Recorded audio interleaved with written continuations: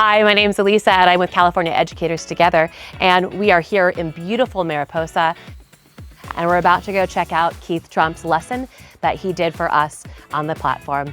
Let's go check it out.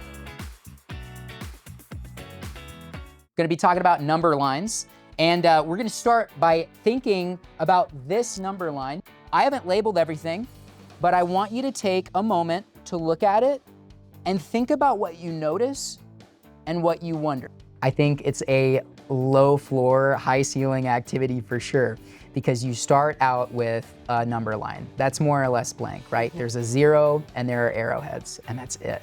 And you're priming the students thinking, what do you notice? What do you wonder? Okay, let's go ahead and share our notices and our wonderings, and let's make sure that we're taking turns asking each other's questions. Go ahead. I noticed that there's arrows on the side of it, not just the line that goes on forever.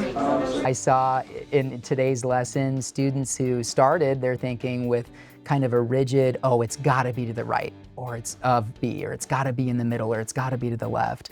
And then as we had our introductory discussions, they started, by hearing each other's thinking, they started to realize, oh yeah, it could be there, or it could be there, it could be there.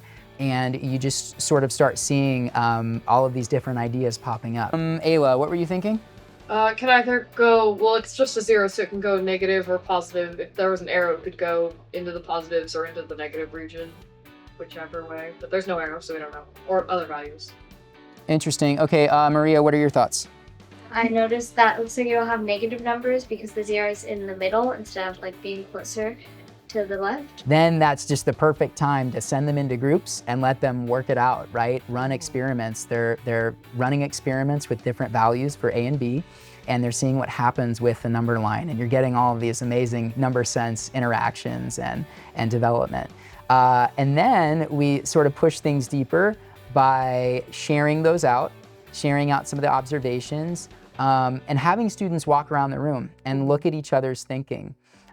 Really trying to press clear communication of ideas, and trying to, encourage them to write down descriptions of the patterns that they're seeing as generalizations or rules or maybe conjectures. And then finally, we end the lesson with stronger and clearer, really trying to press the revision of those to get even more clear communication. And I'm looking at your board and I'm just gonna try to see if I can understand what you wrote. Does that make sense? You might look at a group and see some misunderstandings and resisting the temptation to correct, right? You're saying that A plus B would be to the right of B, right? And I see this label right here. Is that supposed to be A plus B? The diversity of the conjectures, I wasn't anticipating them covering all of the different possibilities. I tried to encourage them, okay, can you connect your experiment to your conjecture so that if somebody from another group walks up, they can see, oh, here's your theory, here's your evidence, and the connections between those, So you got the visual and then the verbal or the written. I think with stronger and clearer each time, giving them the opportunity to sort of work things out in their groups in this little collaborative community, and think about, could this be more clearly communicated? Doing that in their small groups, and then that way when we look at things as a whole class, on a whole class scale, more confidence is there. They've had multiple opportunities to revise with their groups, but asking questions that aren't too leading to sort of see where they're at and their thinking.